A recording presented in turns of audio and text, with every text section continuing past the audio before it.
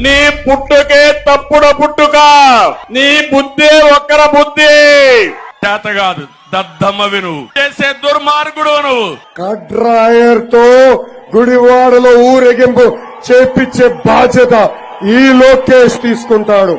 అరే ఎదవల్లారా, సన్నాసుల్లారా, చవటల్లారా, దద్దమ్మల్లారా, పళ్ళు రాళ్ళ కొడతాను కొడకల్లారా. ఒక్కొక్కడికి చెప్తున్నాను, వంట చేతోసం మెడ పిసికి తొక్కి కింద నొక్కేస్తాం కొడకల్లారా.